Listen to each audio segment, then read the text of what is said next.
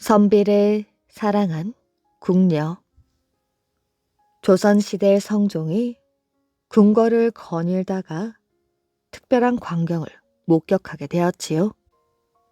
모두가 잠든 깊은 밤이었습니다. 왕은 조이의 방 앞을 지나다가 발길을 멈추었지요. 조이는 깊은 밤중인데 열심히 책을 읽고 있었습니다. 왕은 너무 대견스러워 칭찬의 말이라도 하려고 하는데 그 순간 갑자기 뒷문이 휙 하고 열리더니 어느 여인이 방 안으로 들어가 버리는 것이었습니다.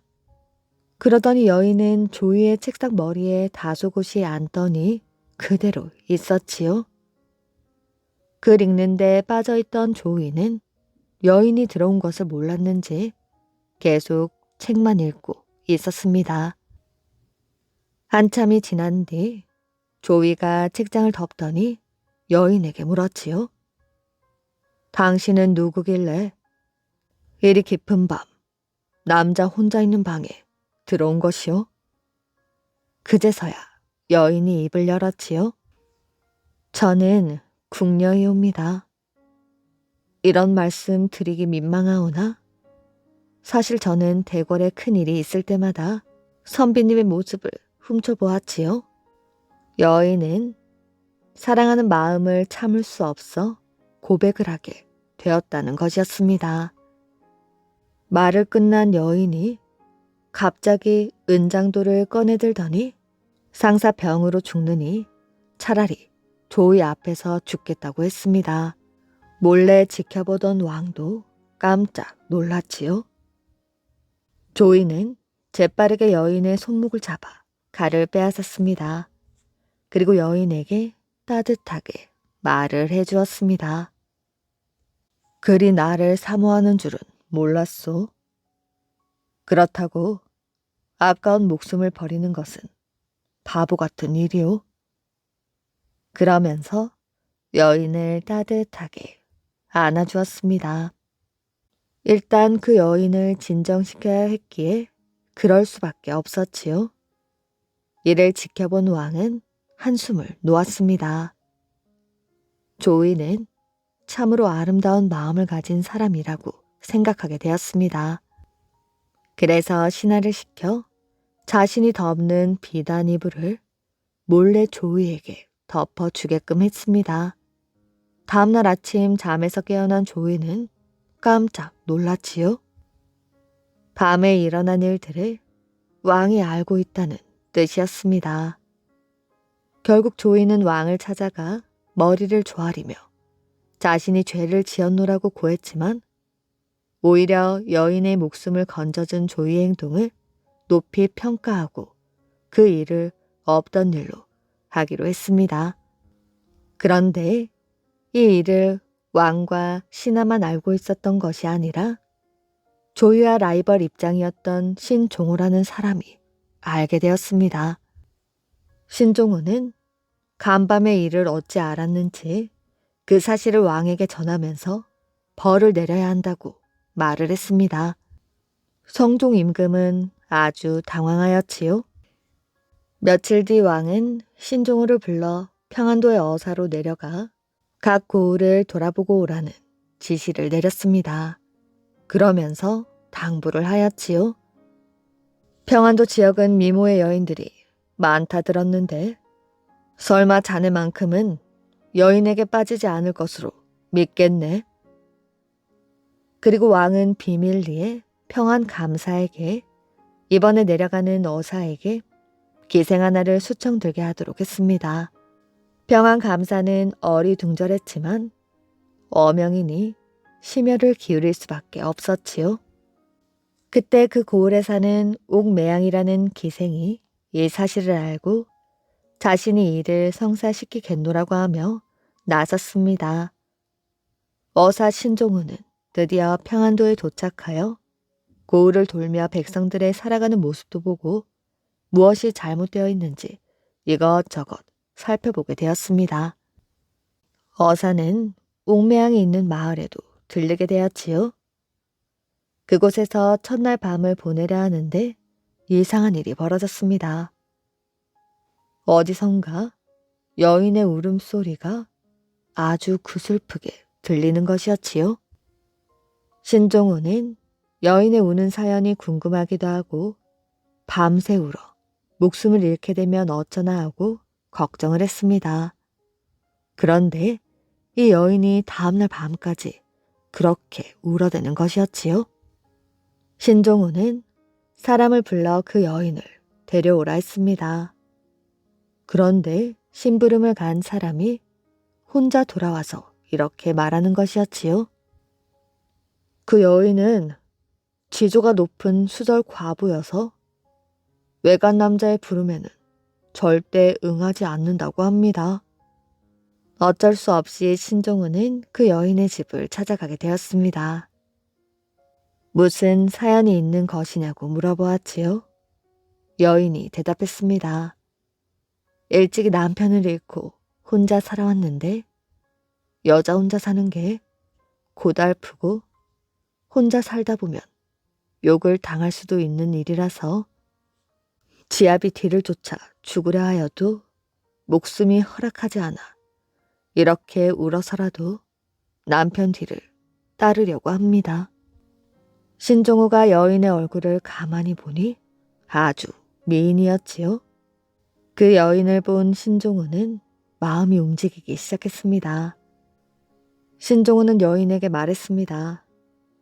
자신이 나쁜 소인배는 아니니 울며 죽는 것보다 자신의 뒤를 따르는 게 어떻겠느냐고 말이지요. 그리고 며칠 뒤 여인을 데리러 오겠다고 했습니다. 그런데 이 여인이 갑자기 싸늘한 표정으로 이렇게 말하는 것이었지요. 저같이 미천한 것을 받아주신다니 황공하기 그지없으나 며칠 뒤에 데리러 온다는 말씀은 저를 놀리시는 게 아니신지요? 정말 진실로 거두어 주신다면 나를 뒤로 미룰 것이 없지 않습니까? 신종우도 듣고 보니 자칫하면 여인의 마음만 들썩이게 하는 거짓말로 오해받을 소지가 있는 것 같았습니다. 그래서 결국 신종우는 그날 밤 여인과 함께 보낼 수밖에 없었지요. 그렇게 속아 넘어간 신종우는 아무 일도 없었다는 듯 일을 끝내고 궁으로 들어갔지만 이 이야기를 벌써 임금이 알고 있었던 것이었습니다. 조이를 비난했던 신종우 역시 여인 앞에서는 별 수 없다는 것을 알았지요. 그리하여 임금은 조이와 신종우를 불러놓고 궁녀와 옥매양을 그들 앞에 세우게 되었습니다.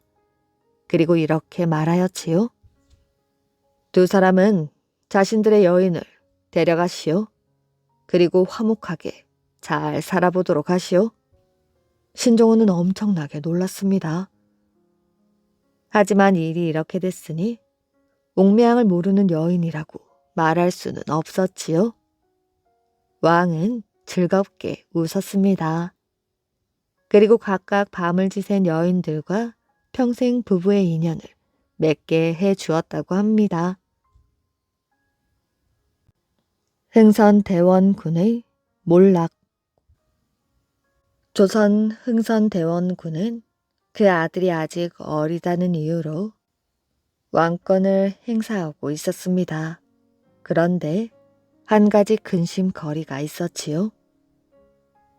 아들인 고종이 청년으로 성장하고 있다는 사실이었습니다.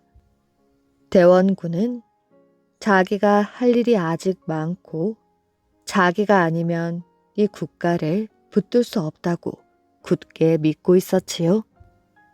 고종이 왕위에 오른 지 어느덧 8년, 21살의 어엿한 청년이 되었습니다. 하지만 변한 것은 하나도 없었지요. 왕은 여전히 허수아비였습니다. 어느 날 저녁 왕이 수라상을 받고도 먼 하늘만 쳐다보는 것을 보고 안상궁이 물었지요. 전하, 왜 수라를 드시지 않습니까? 식욕이 없다네. 아버님이 사사건건 화만 내시니 입맛이 없지. 식욕이 없더라도 좀 드셔야 합니다. 안상궁은 수라를 들도록 했습니다. 안상궁은 왕이 12살의 나이로 대궐에 들어왔을 때부터 어머니처럼 곁에서 자상하게 보살펴 왔기 때문에 왕이 누구보다도 믿고 의지하는 상대였지요. 안상궁이 왕에게 말했습니다.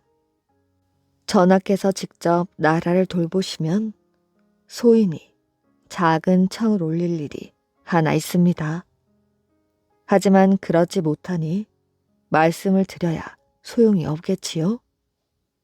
그 말을 들은 왕이 웃으며 말했습니다. 아무리 그래도 내가 안상궁의 청 하나 들어주지 못하겠나? 말해보게. 그렇다면 말씀드리지요. 광주에 있는 저의 본가에 작은 전답이 있는데 그 전답을 성실하게 관리하는 이 씨가 있습니다. 그 사람이 쇳내를 보고 소원하기를 가감력은 벼슬다운 벼슬이라 할 수 없으니 시골에서 행세 정도 할 수 있는 망에나 들면 큰 영광이겠다는 것입니다. 벼슬도 아니고 그저 망이니 전하께서 은혜를 베풀어 주시면 더 바랄 것이 없습니다. 망이란 어떤 벼슬의 적임자를 임명할 때 3인을 복수 추천하는 것을 말한답니다. 왕은 잠시 생각하더니 말하였지요. 내 여태까지 인면에 전혀 관여한 적이 없지만 가감력의 망 정도야 못 올리겠는가? 내일 2조 참판이 들어오면 말하겠네. 다음날 2조 참판 민승호가 들어오자 왕은 그 이야기를 했습니다. 하지만 대원군의 성질을 잘 아는 민승호는 고민하지 않을 수가 없었지요.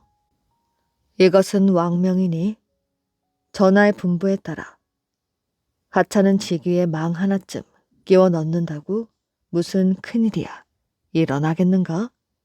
이렇게 생각한 민승호는 이 씨의 이름을 망에 적어 넣었습니다. 이때 이조에서 매일 내는 기별인 관보는 아침 일찍 대원군의 결재를 거쳐야 비로소 효력을 발생하게 되어 있는데 다음날 아침 대원군이 기별을 훑어보니 맨 아래의 가감력 망에 듣지도 못한 이름이 올라있는 것을 보았습니다. 여봐라. 가감력 망에 들어있는 이 씨의 이름은 누가 적어 넣은 것이냐? 소인은 모르는 일이었고 참판 대감께서 적어 넣으라 한 것입니다. 대원군은 화가 머리끝까지 치밀었지요.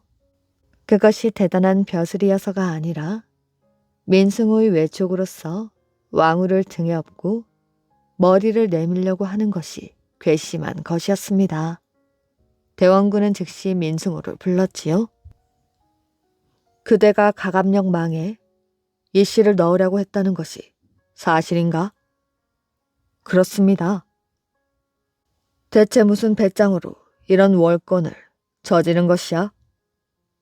그 사람은 광주에 살고 있고 망에 넣은 것은 제 뜻이 아니라 전하의 어명에 따른 것이옵니다. 어명이라고 하니 더 이상 닥달할 수가 없었지요. 대원군은 쪽지에 간단한 내용을 적어 청지기에게 주며 훈련 대장 겸 포도대장인 이경화에게 전달하라고 했습니다. 이경화가 대원군이 보낸 쪽지를 보니 광주에 사는 이 아무개를 무조건 잡아와 목에 가두고 매를 때려 죽이라는 지시였습니다. 이경화는 즉시 포교를 광주에 보내어 이 씨를 붙잡아 와서 목에 집어넣고는 대원군에게 보고를 했습니다. 이 씨가 영문도 모르고 서울 포도청에 붙들려 가자 그의 가족들이 즉시 안상궁에게 달려가 하소연을 했습니다. 이러한 사정을 금방 알아차린 안상궁은 왕 앞에 나아가 울며 애원을 했습니다. 전하, 소인이 일전에 이 아무개를 가감령 망에 들게 해달라고 부탁을 한 적이 있었지요. 오늘 그 사람이 포총에 붙들려 와서 갇혔다 하옵니다. 아마 민참판 대감께서 대원이 대감께 말씀드리지 않고 망에 넣어 큰 노여움을 산 모양입니다. 소인이 평생 처음으로 전하께 부탁 말씀을 올렸는데 일이 이 지경이 되었으니 입을 잘못 놀린 소인을 처벌하고 죄 없는 사람의 목숨을 살려주라는 분부를 내려주십시오. 난처해진 왕은 내관에게 선전관을 부르라고 했습니다. 선전관이 들어오자 왕은 왕명의 증거인 화살을 내리며 말하였지요. 너는 이 표신을 가지고 즉시 포청에 달려가 이 씨를 석방하고 오너라. 선전관이 달려가 보니 포청에서는 이 씨를 죽이려고 형틀에 매다는 중이었습니다. 선전관이 표신을 치켜들며 어명이야 하고 외치자 이경아가 대청에서 뜰까지 황망히 뛰어내려와 엎드렸지요. 전하께서 이 씨를 즉시 석방하라 하신다. 이경아가 아무리 대원군의 신복이라 하지만 어명이라 하는데 따르지 않을 도리가 없었습니다. 그래서 이 씨를 형틀에서 풀게 하고 즉시 대원군에게 보고를 올렸지요. 왕이 직접 왕권을 행사한 데 대해서는 아무리 대원군이라도 뭐라 말할 수가 없었으므로 혼자 분을 삭혀야만 했습니다. 그 일로 인해 왕은 무서운 아버지에 대하여 비로소 자신감을 가지게 되었고 사람들은 왕이 직접 정사를 돌볼 것을 원할 뿐만 아니라 아버지의 독단을 못마땅하게 생각한다는 사실을 알게 되었습니다.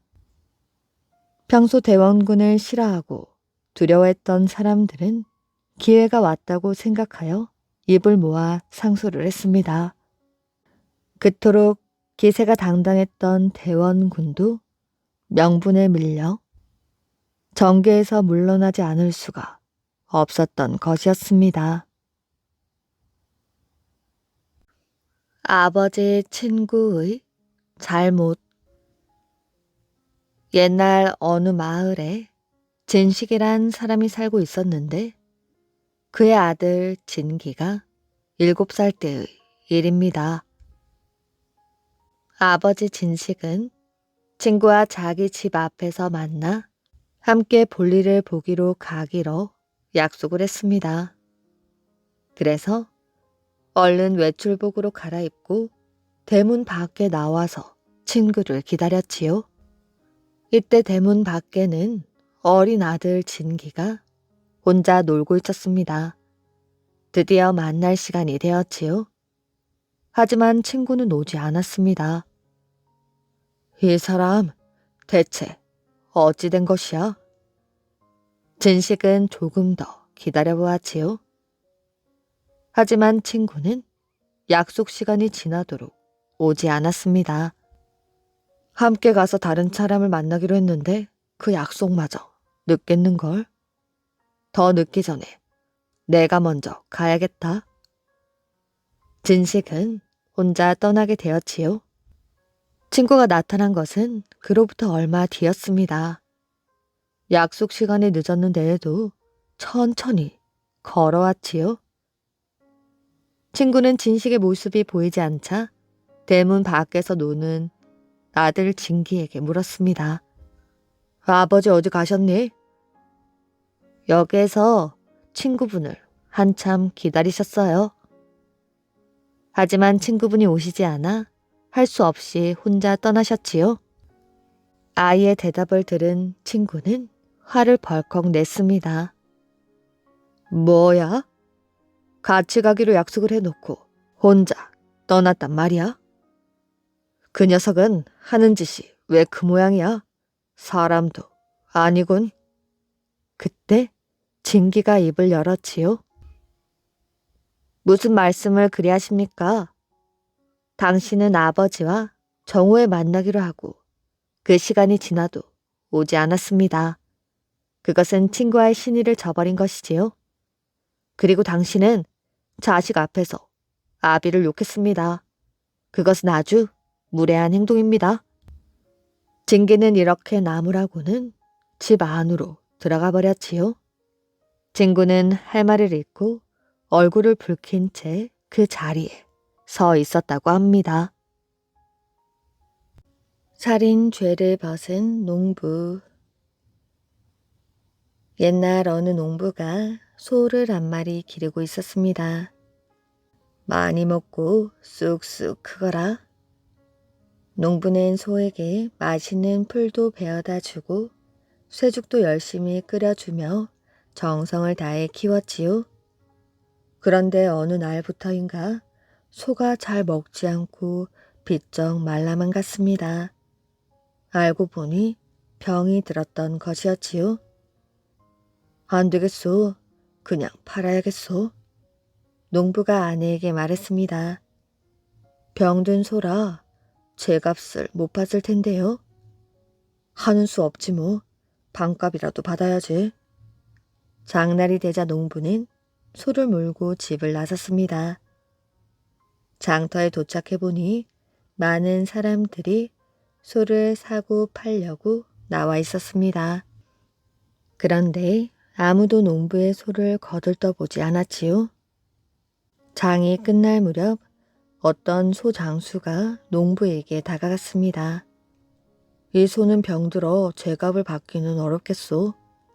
반값이라도 받고 팔지 않겠소? 농부는 고개를 끄덕였지요. 소를 팔고 난 농부는 소 판 돈을 담배 쌈지 안에 넣고 터덜터덜 걸었습니다. 집으로 돌아오던 농부는 도중에 길가에서 잠시 쉬게 되었습니다. 나무 그늘 아래 자리를 잡고 앉은 농부는 담배 쌈지에서 담배를 꺼내 피웠지요. 그러고는 담배 쌈지를 길 옆에 놓아두었습니다. 그런데 그때 어디선가 족제비 한 마리가 쪼르르 달려오더니 담배 쌈지를 물고 달아나는 것이었지요. 담배 쌈지 안에 소판 돈이 고스란히 들어있었는데 큰 일이 난 것이었습니다. 내 돈 내놔 이 족제비야. 농부는 담배를 던져버리고 달아나는 족제비를 뒤쫓아가기 시작하였지요. 족제비는 잡힐 듯 말 듯 하다가 그만 무덤 속으로 쏙 들어가 버렸습니다. 족제비를 놓친 농부는 화가 난 마음에 술이나 마시려고 주막으로 들어갔지요. 재수가 없으려니. 농부는 투덜거리며 주막 마루에 걸터 앉았습니다. 주모, 여기 막걸리 한 사발만 주시오. 술 한 잔을 청에 놓고 마시려고 하는데 어디선가 개가 나타나더니 술잔을 뒤집어 엎어버렸습니다. 그 바람에 술잔이 깨지고 말았지요. 이 망할 놈의 개가? 농부는 마당에 있는 돌을 주워 달아나는 개를 향해 던졌습니다. 그랬더니 이번에는 날아간 돌이 마당에 앉아 그릇을 닦고 있던 주모의 머리에 맞아 주모가 그만 죽고 말았습니다. 세상에 어떻게 이런 일이? 농부는 놀라 어쩔 줄을 몰랐지요. 술을 마시고 있던 사람들과 이웃 사람들이 우르르 달려와 웅성웅성 거렸습니다. 그때 키가 장대같이 큰 이웃 남자가 달려오더니 주모를 살려내라고 농부를 때리며 관가에 고발을 했습니다. 농부는 살인자가 되어 관가로 끌려가게 된 것이었지요. 주모를 왜 죽였는지 어서 말하지 못할까? 그러자 농부는 사실대로 차근차근 말하기 시작했습니다. 소판 돈을 족제비가 물고 간 일이며 주막에서 있었던 일들을 자세하게 설명하였지요. 소인 너무나 억울하옵니다. 농부의 이야기를 들은 원님은 사실을 확인해 보려고 농부를 데리고 무덤으로 가보았습니다. 무덤은 만든 지 며칠 안 되는 바로 죽은 주모의 남편 무덤이었지요. 무덤을 파헤쳐 보니 정말 담배 쌈지가 있었습니다. 도대체 족제비가 왜 무덤 속에다 이걸 물어다 놓았을까? 그러고 보니 이상한 일이 한두 가지가 아니네. 주모는 남편이 죽자 시체를 다음 날 곧바로 묻어버렸다는 게야. 그래, 분명 무슨 이유가 있을 거야. 모여있던 마을 사람들이 웅성웅성 거렸습니다. 그러자 농부는 무릎을 탁 치며 말하였지요. 주모가 죽었을 때 키가 장대같이 큰 남자가 나서서 저를 몹시 때렸습니다. 그 남자를 조사해 보십시오. 잠시 후 끌려온 남자는 무릎을 꿇더니 막무가내로 빌기 시작했습니다. 제발 살려주십시오. 제가 주모와 짜고 그녀의 남편을 죽였습니다. 뭐라고? 이놈이 진짜 살인마구나. 이렇게 하여 농부는 살인 누명을 벗게 되었습니다. 사람들은 억울하게 죽은 주모 남편이 넋이 족제비로 변해 범인을 잡게 해 주었다고 믿었습니다. 허씨의 새 아들. 옛날 여주 땅에 허씨 성을 쓰는 양반이 살고 있었습니다. 그는 어질고 착했지만 몹시 가난하였지요. 그 집에는 아들 셋이 있었습니다. 허씨는 세 아들에게 선비의 학업을 열심히 닦게 하고 자신은 사방의 친지들의 도움으로 글 공부하는 자식들을 간신히 먹여 살릴 수가 있었습니다. 허씨는 어질고 착했기에 사람들이 모두 그를 좋아하여 도와주었지요. 그러다가 늙은 허씨 내외가 함께 세상을 떠나고 말았습니다. 3년 상을 치르는 동안 마을에서 돌봐주고 도와주었지요. 3년 상을 마친 뒤 둘째 아들 허공이 형과 아우에게 말했습니다. 형님, 아우야, 지금까지 우리가 굶어 죽지 않은 건 모두 부모님이 동네 사람들에게 인심을 얻으셨기 때문이지. 이제 3년상을 다 치렀으니 부모님의 은덕에 더 기댈 수도 없는 노릇이야. 각자 살아갈 방도를 생각해보자고. 형과 아우가 입을 모아 말했습니다. 하던 대로 글 공부를 업으로 삼는 것 말고 새로운 방도는 없지. 허공이 말했습니다. 각자 자기 뜻대로 할 일이지 내가 다른 방도를 권할 수는 없지. 하지만 우리 세 사람 모두 글 공부 한 가지만 매달렸다가는 굶주림과 추위에 모두 죽고 말 것이야. 나는 우선 10년을 기한으로 삼아 목숨을 걸고 재산을 모아 온 집안을 구해보려고 해. 오늘부터 형과 아우는 절에 가서 공부하며 승려들에게 얻어먹도록 해. 그리고 형수님과 재수씨는 오래도록 친정으로 돌려보내야지. 부모님이 물려주신 거라곤 보리밭 새 마지기와 쥐터와 어린 요정 하나뿐이니 형님이 공부하는 동안 임시로 내가 빌려 쓰는 게 좋겠어. 이날 형제 내외가 눈물을 흘리며 헤어지게 되었습니다. 허공은 그날로 아내의 장신구를 팔아 돈을 조금 마련하였지요. 때마침 목화가 풍년이었습니다. 허공은 미역을 사서 등에 지고 부모가 평소에 왕래하던 집을 하나하나 찾아다니며 만나는 사람마다 미역을 꺼내놓고는 체면을 불구하고 무명으로 바꿔달라며 매달렸지요. 사람들은 옛정을 생각하며 그 가난을 안타까이 여겨 모두들 넉넉하게 도와주었습니다. 무명을 모아놓고 보니 모두 품질이 좋고 수백 근은 넉넉히 되었지요. 허공은 이 무명으로 강원도 지방의 귀리 10여 섬을 사서 10년 동안 귀리죽만 먹기로 굳게 맹세했습니다. 여종에게는 죽 한 그릇을 다 주고는 허공 부부는 죽 한 그릇을 반반씩 나누어 먹었지요. 허공이 여종에게 말했습니다. 배가 고프거든. 네가 가고 싶은 곳으로 가거라. 여종이 울며 말하였지요. 상정께서 목숨을 걸고 재산을 모아보겠다 하시는데 제가 어찌 상전을 버리고 떠나겠습니까? 허공은 마침내 선비의 옷차림을 벗어 던지고 적삼 하나에 잠방이 하나로 간신히 몸을 가리고는 밤낮으로 길쌈을 돕기도 하고 자리를 엮기도 하면서 부지런히 세월을 보내었지요.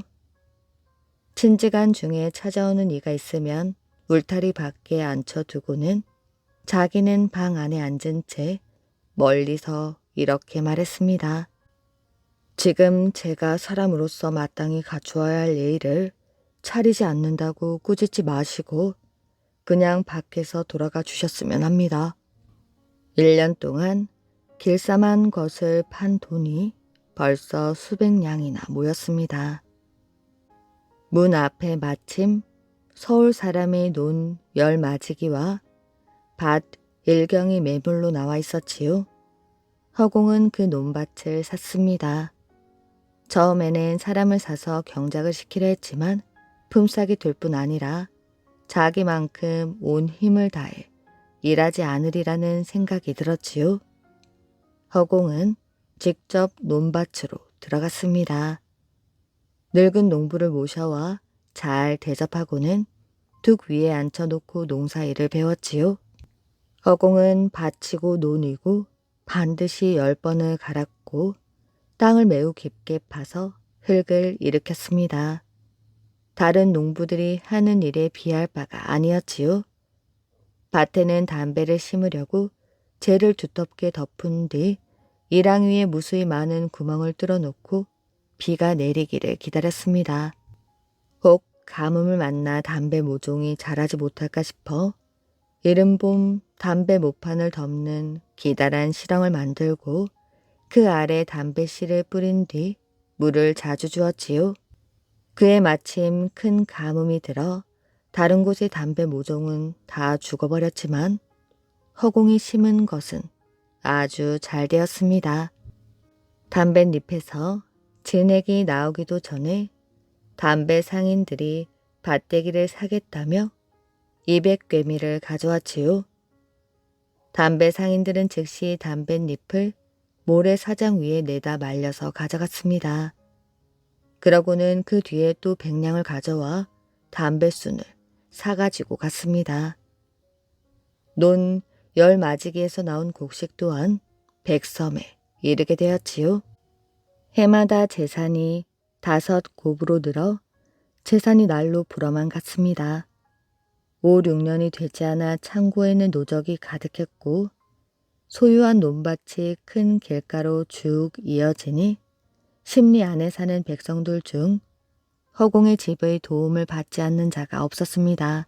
사방의 소작농들이 매번 술과 안주와 생선과 고기를 가지고 와서 선물로 주니 밥상 위에 좋은 음식이 언제나 늘어지게 차려지게 되었지요.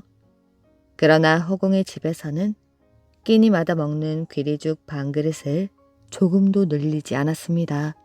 그렇게 8년이 지났지요. 형과 아우는 산사에 있으면서 자기 집이 엄청난 부자가 되었다는 소식을 듣고는 산을 내려와 구경을 하기로 했습니다. 집에 와보니 허공 내외가 반갑게 맞이하였지요. 허공의 아내는 이웃에서 선물 받은 술과 고기를 내어 대접했습니다. 저녁밥을 먹을 시간이 되자 밥 3그릇을 차려내게 되었지요. 8년 만에 집에 돌아온 아주버님과 시동생에게 그대로 귀리죽을 낼 수는 없는 노릇이었기 때문이었습니다. 그러나 남편 허공은 밥을 보고 발끈 성을 내며 눈을 부릅뜨고 꾸짖더니 밥 한 그릇에 끓여 죽 2그릇으로 만들어 오라고 했습니다. 형이 화가 나서 말하였지요. 너는 쌀이 몇천 섬이나 되는지 모를 정도로 큰 부자가 되었지. 그러면서 8년 만에 다시 만난 형제에게 이미 올린 밥을 물리고 다시 죽 한 그릇을 올리게 하다니 어찌 사람이 도리라 하겠느냐? 허공이 말했습니다. 제가 꼭 지켜야 할 일이 있는데 아직 그 기한이 다 차지 않았습니다. 형님이 아무리 화를 내신들 저는 털 하나 꿈쩍도 안 할 것입니다. 형과 아우가 화가 나 산으로 돌아가게 되었지요. 이듬해 형과 아우가 소가에 나란히 합격하게 되었습니다. 둘째는 육아에 드는 비용을 준비하여 직접 서울로 올라갔다가 함께 고향 집으로 돌아와 축하연을 베풀었습니다. 기약한 10년을 모두 채우고 보니 허공은 엄연한 만석군 부자가 되어 있었습니다. 봄부터 몸소 시장에 가서 화려한 옷감을 사다가 동네의 가난한 안악들에게 삭 바느질을 주어 남녀의 의복을 지으니 그 옷이 모두 몇 벌이나 되는지 모를 지경이었지요. 12월이 되자 허공은 산사에 있는 형과 아우에게 이런 내용의 편지를 보냈습니다. 제가 10년 동안 재산을 모아보겠다던 기한이 다 차게 되었습니다. 이미 마련한 재산이 우리 삼형제가 평생 먹고 입어도 다 쓰지 못할 정도로 풍족하게 되었지요. 오늘부터 변변찮은 음식 먹는 일일랑 그만두고 온 가족이 단란하게 모여 함께 행복을 누립시다. 그리고는 화려한 안장을 얹은 준말을 함께 보내어 두 형제를 맞이해 왔습니다. 형수와 제수에게도 역시 같은 편지를 보내 맞이하였지요. 형과 아우, 형수와 제수가 즉시 집에 도착하게 되었습니다. 삼형제 내외가 모두 지은 화려한 의복을 함에서 꺼내 갈아입었지요. 허공은 또 하인에게 분부를 내려 말 3마리를 준비하게 하고는 형과 아우에게 말했습니다. 여기는 살만한 곳이 못 되지. 갈 곳이 있어요. 삼형제가 고개 하나를 넘어가니 산속에 으리으리한 기와집 3채가 있었습니다. 마구간에는 준마가 가득하였지요. 온 마을 사람들이 길가에 나와 삼형제를 맞이했습니다. 형과 아우가 깜짝 놀라 물었지요. 여기가 어딘데 이렇게 으리으리한가? 우리 삼형제가 여생을 보낼 곳이지요. 그날 저녁부터 삼형제의 아내들이 각각 집 하나씩을 차지하고 헛씨 삼형제는 사랑채에 함께 거처하게 되었습니다. 또한 가죽함 10여 개를 가져왔는데 안에는 모두 논밭 문서가 들어있었지요. 허공이 말했습니다. 재산 분배는 누구도 더하고 덜함 없이 삼형제가 똑같이 나누어야 마땅합니다. 다만 제 처는 거의 죽을 고생을 하며 우리 가산을 마련하였지요. 고생에 대한 상이 없을 수 없으니 땅을 별도로 떼어 주어야겠습니다. 허공은 논 하나를 아내에게 주고 그 나머지를 똑같이 나누었습니다. 하루는 형제가 함께 자고 있는데 한밤중에 허공이 문득 일어나 통곡을 하는 것이었습니다. 형이 왜 그러냐고 물어보았지요. 부모님께서 당초 우리 형제에게 기대하신 건 과거 급제였습니다. 형님과 아우는 그래도 부모님의 뜻을 이루었다고 할 수 있지요. 하지만 못난 저는 먹고 사는 일에만 매달려 공부를 내팽개친 지가 벌써 10여 년이 되고 보니 기억하는 글자가 하나도 없습니다. 부모님의 뜻을 저버린 꼴이니 어찌 슬프지 않겠습니까? 다시 공부를 시작해 보려고 해도 이미 기대하기 어려운 일이지요. 활 쏘기를 하여 무가에 급제하는 게 혹 하나의 길이 되지 않을까요? 허공은 그 길로 즉시 활터로 갔습니다. 그 뒤로 바람이 부나 비가 오나 날마다 쉬지 않고 굳은 결심 아래 활쏘기 연습을 하더니 3년 만에 무가에 급제하게 되었지요. 빼어난 재주가 있어 세상 사람들이 모두 뛰어난 무장이라 칭송하게 되었습니다. 허공이 처음 임명된 직책은 안악 군수였습니다. 그런데 안악으로 막 떠나려 할 즈음에 아내가 병으로 세상을 떠나고 말았지요. 허공이 말했습니다. 나는 이미 부모님을 여인 처지라 벼슬로 부모님을 복양하는 일은 애당초 할 수 없었다. 다만 벼슬을 해서 내 아내를 영예롭게 할 생각이었거늘 이제 아내가 이렇게 되고 말았으니 내 어찌 재산의 뜻을 두어 벼슬아치의 늑봉을 달가히 여기겠나? 그는 마침내 부임하지 않고 집에서 편안하게 여생을 마쳤다고 합니다. 남산골 주서방. 충무로의 옛 이름은 진고개였습니다. 남산으로 오르는 이 고갯길을 흙이 몹시 질어서 비가 오면 걸어 다니기가 힘들 정도라고 해 붙여진 이름이었지요. 진고개 일대는 예로부터 술로 유명한 곳이었습니다. 옛날 남산골에 주서방이라는 사람이 살고 있었습니다. 그는 아주 부자였지요. 그는 15살이 되던 해에 장가를 들었습니다. 장가를 든다는 것은 어른이 된다는 뜻이나 마찬가지였지요. 어른이 된 주서방은 술을 몹시 좋아하여 아침부터 저녁까지 술을 옆에 끼고 다녔습니다. 그렇게 40여 년을 술만 먹으며 살고 있었지요. 주서방은 어느새 환갑을 넘겼습니다. 환갑을 넘기고 난 다음 그는 이름 모를 병에 걸려버리고 말았지요. 그렇게 2달이 지난 어느 날 주서방은 고깃 덩이 같은 것을 토해냈습니다. 참으로 이상하게 생긴 것이었지요. 아니, 이게 대체 뭐야? 주서방은 자기가 토해낸 고깃 덩이 같은 것을 얼굴을 찡그리며 바라보았습니다.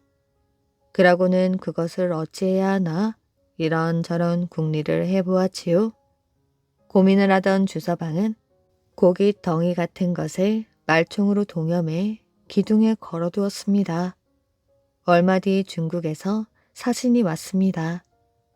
그는 특별한 재주를 지닌 사람으로 한양에 도착하자마자 남산을 가리키며 말하였지요. 저기가 어딘가? 예, 남산골이라고 합니다. 술로 유명한 곳이지요. 사신은 2 눈을 반짝이며 말했습니다. 나는 술은 필요 없다. 하지만 저기만은 꼭 가봐야겠다. 사신을 따라다니는 역관은 남산골로 그를 데리고 갔습니다. 남산골에 도착한 사신은 주서방의 집으로 들어갔지요. 그러고는 대뜸 보물을 내놓으라고 했습니다. 이 집에 귀한 보물이 있지. 나는 돈이 많으니 그것을 사겠다. 주서방은 갑자기 들이닥친 사신을 보고 놀랐지만 침착하게 사신을 맞아들였습니다. 그리고 주안상을 차리게 하여 대접을 하였지요. 사신은 어서 보물을 내놓으라고 막무가내로 졸랐습니다. 주서방은 집안 대대로 내려오는 가보를 내놓았지요. 하지만 중국 사신은 그런 것들은 거들떠보지도 않았습니다. 이것이 아니다. 보물은 마루에 걸려있지. 명나라 사신은 마루 끝에 걸려있는 나무 꼬치 같은 것을 손가락으로 가리켰습니다. 그것은 다름 아닌 주서방이 토해낸 고기 덩이였지요. 주서방은 기가 막혔습니다. 자신이 술을 많이 마셔 병이 난 끝에 토해낸 고기 덩이를 보물이라고 하다니요. 이 정도면 됐나? 사신은 손가락 2개를 펴 보이며 말했습니다. 2냥이나 준다고? 아니, 그냥 가져가. 주서방은 됐다고 그냥 가져가라 했습니다. 하지만 사신은 더 비싸게 팔려는 줄 알고 손바닥을 쫙 하고 펴 보였지요. 5냥? 아니, 됐다니까. 그냥 가져가. 사신은 주서방의 얼굴을 살피더니 이번에는 2 손바닥을 쫙 펴 보였습니다. 주서방은 무슨 10냥씩이나 주냐고 했습니다. 사신 옆에 있던 역관이 보다 못해 말하였지요. 이분이 지금 10만냥을 준다고 하잖소. 웬만하면 받으시고 파시구려. 이렇게 하여 주서방은 10만냥이라는 큰 돈을 받게 되었습니다. 이건 술의 정이라고 하는 것이지. 일생 술만 마신 사람만이 간신히 만들어낼 수 있는 것이다. 역관은 무슨 소리인지 몰라 어리둥절했습니다. 한 사람의 정력과 정기가 이 속에 모두 담겨 있다는 말이지. 명나라 사신은 처소에 돌아온 다음 신하를 시켜 큰 대접에 냉수를 떠오도록 했습니다. 그러고는 술의 정이라 불리는 것을 물에 담갔다 빼보았지요. 정말 맛이 좋구나. 사신은 흐뭇해하면서 그것을 벌컥벌컥 마셨습니다. 그러곤 입을 닦으며 말하였지요. 자네도 한 모금 마셔보라고. 역관은 사신이 시키는 대로 술을 한 모금 마셔보았습니다. 지금까지 맛본 술과는 무언가 달랐지요. 정말 이건 말로 표현하기가 어렵군요. 명나라 사신은 술의 정을 명나라로 가지고 돌아가 황제에게 선물을 했다고 합니다. 이것을 임진왜란 때 명나라 장수가 차고 왔다가 그만 잃어버렸다고 하는데 그 후로 술의 정을 본 사람은 없었다고 합니다. 첫 모금에 물을 떠준 효녀. 옛날 어느 마을 골짜기에 다 쓰러져가는 오두막이 있었습니다. 이 오두막에는 아버지와 딸이 살고 있었습니다. 그런데 아버지는 언제부터인가 병에 걸려 자리에 누운 지 오래였지요. 딸은 가난한 집안 살림을 혼자 도맡아 꾸려가고 있었습니다. 다른 친구들은 모두 시집을 가는데도 효성스런 딸은 자나깨나 아버지의 병이 낫기만을 기도하며 아버지 곁에서 병 간호를 하였지요. 처녀는 밤마다 달에게 기도했습니다. 달님, 우리 아버지의 병이 깨끗하게 낫게 해주세요. 그러던 어느 날 밤, 그날은 마치 보름날이라 하늘에 둥그런 보름달이 두둥실 떠 있었지요. 온 천체가 대낮처럼 환했습니다. 처녀는 그날도 보름달을 바라보며 아버지의 병이 낫게 해달라고 빌고 또 빌다가 자기도 모르게 땅에 엎드린 채 잠이 들었습니다. 그런데 꿈속에서 하얀 수염을 가진 노인이 나타나 말하였지요. 나는 달의 화신이다. 너의 정성이 갸륵하여 한 가지 알려주려 하노라. 집 앞에 있는 바위에 가보면 물이 고여있을 게다. 달이 기울기 전에 네 손으로 1000번을 떠다가 아버지께 드리면 네 아비의 병이 나을 것이다. 딸이 깜짝 놀라 눈을 떠보니 꿈이었습니다. 처녀는 혹시나 하는 마음에 꿈속에서 노인이 가르쳐준 대로 집 앞에 있는 바위로 나가보았지요. 그랬더니 정말 바위에 물이 고여있는 게 아니겠어요? 바위에 고여있는 물은 손으로 겨우 긁어 담을 만큼 적은 양이었습니다. 처녀는 기뻐하며 얼른 손으로 그 물을 떠서 아버지께로 달려갔습니다.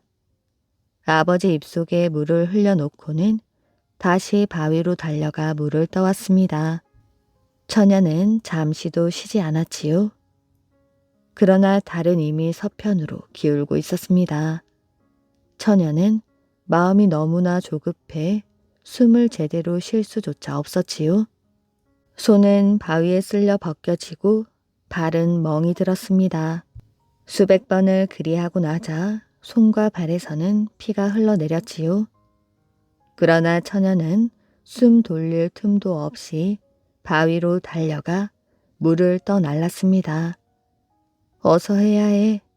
다리 치기 전에 어서. 지칠 대로 지친 처녀는 점점 기력을 잃어갔습니다. 그녀는 가물가물 흐려지는 정신을 가다듬으며 물을 떠나른 숫자를 세어 나갔습니다. 마침내 달의 모습이 산 봉우리에 가려질 때 처녀는 마지막 첫 모금째의 물을 아버지 입에 흘려 넣을 수가 있었습니다. 아버지의 병을 낫게 해드릴 수 있게 되었어. 그러나 기진맥진한 처녀는 마지막 물을 아버지 입에 흘려놓고는 손을 입에서 떼지도 못하고 그 자리에 쓰러져 죽고 말았습니다. 그 후 처녀의 아버지는 병이 나아 자리에 일어나게 되었지요. 사람들은 아버지의 생명을 구하고 죽은 딸의 효심에 감탄하며 불쌍해했습니다. 아유, 불쌍하기도 하지. 저런 효성스러운 딸은 이 세상에 둘도 없을 거야. 사람들은 그 물이 고였던 자리를 달의 우물이라 불렀다고 합니다. 산지기와 영의정. 옛날 조선시대 소나무는 나라에서 보호를 받는 귀중한 자원이었습니다. 나라에서는 소나무를 함부로 베는 것을 법으로 금하고 있었지요. 소나무 한 그루를 베면 장 100대의 벌을 주었으며 산지기도 벌을 받았습니다. 소나무가 있는 산엔 산지기를 두어 관리를 했는데 한양과 도성박 심리는 한성부, 지방은 수령과 만호가 맡았지요. 이원익의 한양집은 산 비탈에 있었습니다. 어느 날 이원익이 집 마당에 앉아 돛자리를 짜고 있었는데 산지기가 어린아이를 데리고 왔습니다. 영감, 이 아이가 산에 함부로 들어가 소나무 가지를 꺾었소. 관가에 데려가 벌을 주어야겠으니 내가 다시 올 때까지 잠시만 맡아주시오. 산지기는 이원익이 영의정이라는 것을 짐작조차 못했습니다. 보잘것없는 옷을 입고 돛자리를 짜고 있었으니 가난한 늙은이 정도로만 알고 있었지요.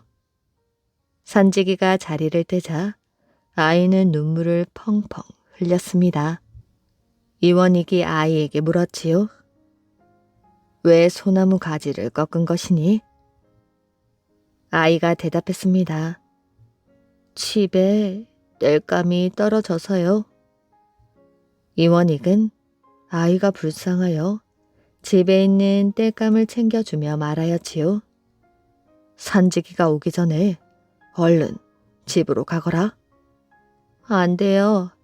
제가 가면 산지기가 할아버지를 가만두지 않을 거예요. 나는 괜찮다. 걱정 말고 돌아가렴.